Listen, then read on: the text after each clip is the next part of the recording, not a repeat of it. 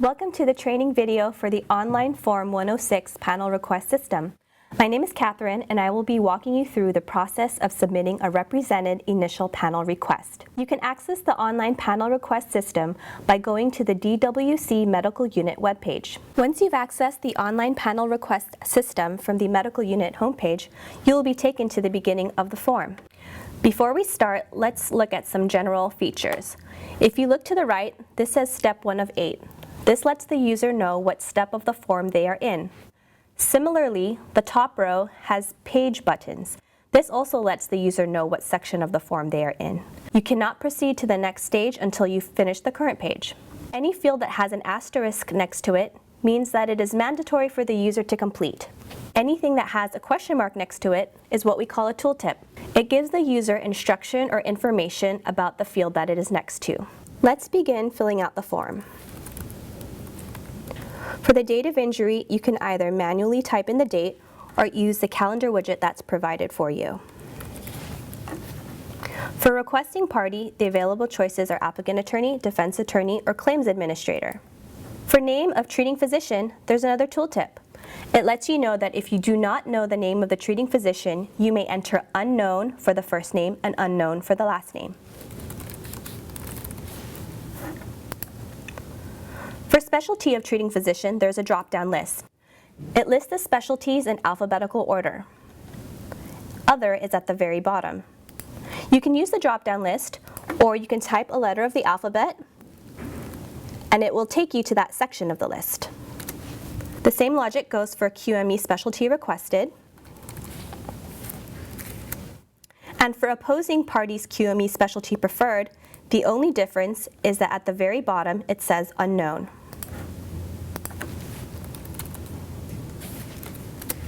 When you get to the labor code section, depending what dispute your request is for, the following information may change. If you choose a 4060 dispute, your dispute type is compensability. It asks for the date of report being objected to and the date of request for comprehensive exam. If you have a 4061 dispute, your available choices are permanent disability and future medical treatment. And here, it asks you for the date of objection communication. If you choose 4062, your dispute type choices are temporary disability, permanent and stationary status, work restriction, ability to return to work, apportionment, diagnosis, and causation. It also asks you for the date of objection communication. But note, there's another question. It says, was written objection communicated within 20 days of your receipt of the report for which objections are being made? If yes, that satisfies the question. But if no, it'll ask you another question. It'll tell you to tell them the reason why it was made more than 20 days from objected report receipt date. If you choose mutual agreement, that satisfies the question. But if you choose good cause, you are required to give an explanation. Note, there's another tooltip. This lets you know that the character limit for this box is 2,000 characters. We're going to go ahead and choose a 4060 dispute. Date of report being objected to will be September 1st, 2008, and date of request for comprehensive exam will be October 1st, 2008. Now remember, this form is for only dates of injuries 1105 and after for represented cases on the initial panel request. If you have a date of injury before that and you attempt to use this form, this is what will happen. You will receive an error saying that you cannot use this system because the date of injury is prior to 1105. You can contact the medical unit for any further questions. So let's change our date of injury back to its original and proceed. Now we're at the employee information page. Let's start completing this.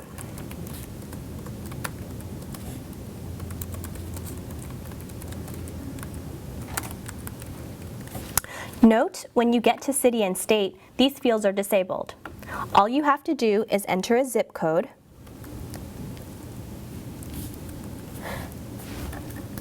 and the system will automatically populate the city and state for you. If you have cities that share a zip code, you can use the drop-down menu and choose the appropriate city. Let's say, for example, your injured worker lives outside of California. We'll enter an out-of-state zip code. A question arrives. It asks you, is there a geographical agreement for the panel request? And a tooltip is also there, which lets you know that in order for you to have a panel in the state of California, you need to provide a zip code for the employee, the alternate address, or the applicant attorney. If you answer yes that there is an agreement, you have the opportunity to enter an alternate address.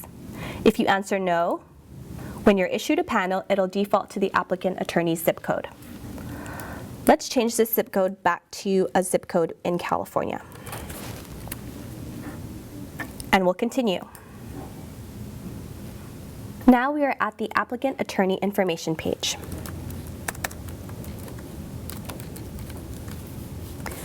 We will go ahead and complete this information. Note that email does not have an asterisk next to it, therefore it is not mandatory for me to complete. When you get to the applicant attorney firm name, there is a tooltip.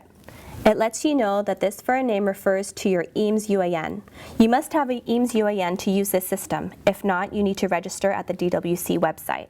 Once you register, you must wait at least 24 hours in order for your firm name to appear on the list. This is very similar to the QME specialty list, where it shows the firms in alphabetical order, or you can type a letter of the alphabet, and once you choose it, it'll populate the information for you. We can continue.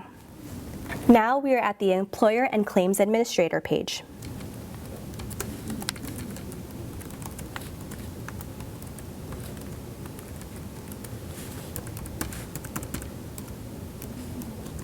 I did that on purpose. If you can see, the phone number will auto-format for you. If you enter too many numbers, you will get an error message letting you know that you typed too many digits. Let's try that again.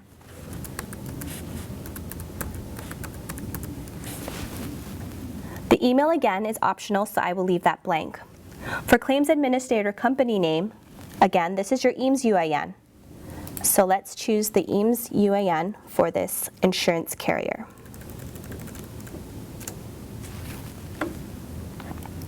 Now we continue. Now we are at the Defense Attorney Information page. If you notice, there are no asterisks next to these fields because this page is optional. The reason why is because the applicant attorney was the one who initiated this form. If the applicant attorney or claims administrator initiates this form, the defense attorney information is optional. But for purposes of this demonstration, we'll go ahead and fill it out.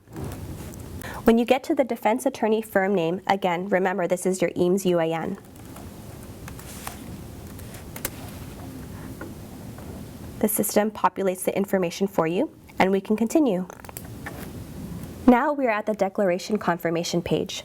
This page has two statements for the user to affirm. It is to acknowledge that the information provided is true and correct, and the other is to agree to serve the panel form, the panel list, and uploaded documents to all parties within 1 business day. These two are requirements in order for you to proceed in the form.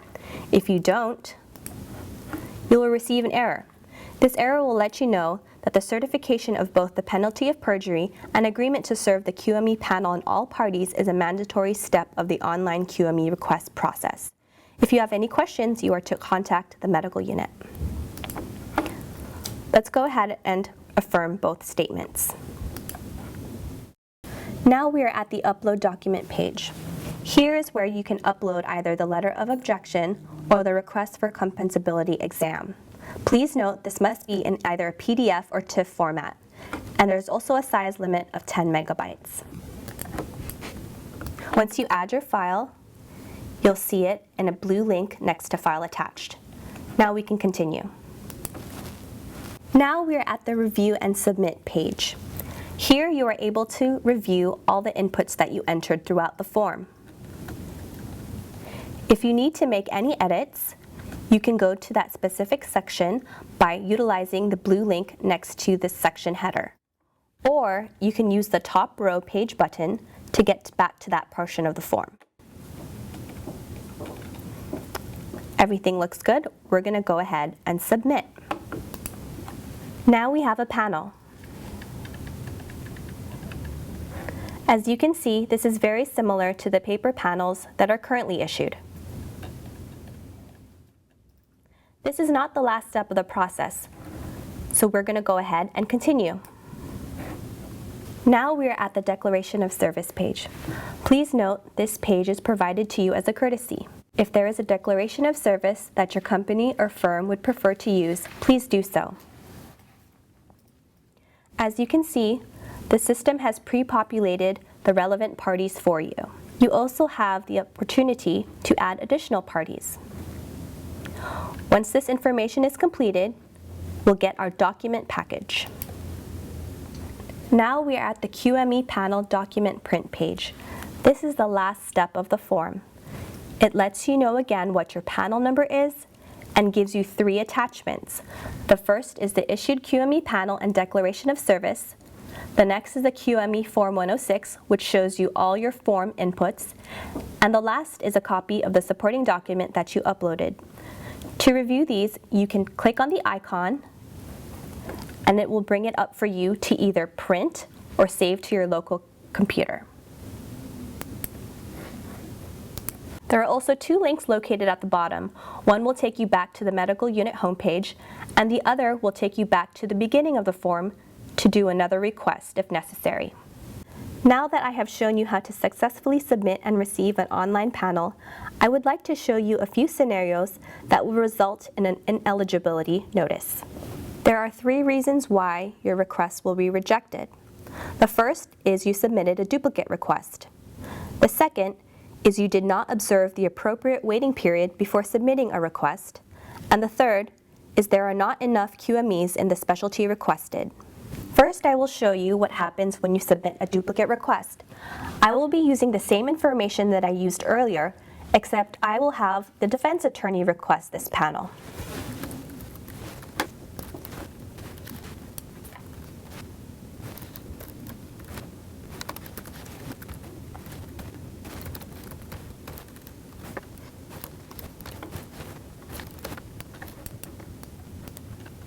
After I've completed and submitted the form, I'm presented with this page. It lets us know that the medical unit is unable to fulfill my request because there was already a panel issued for this case. As you can see, it shows you the 3 doctors that were previously issued. If you have any questions, you can contact the medical unit. The next example of an ineligibility notice or rejection is for requests submitted too early. The system produced this notice because the user did not observe the appropriate waiting period before submitting the request for an online panel. The last example of an ineligibility notice or rejection is for cases when there are not enough QMEs for the specialty requested. If you encounter this notice, you may contact the medical unit for assistance. For additional information, or if you have any questions, you may either visit the DWC website at www.dwc.ca.gov or call the DWC Medical Unit at 1-800-794-6900. Thank you for your time, and I hope you gained useful information from this training video.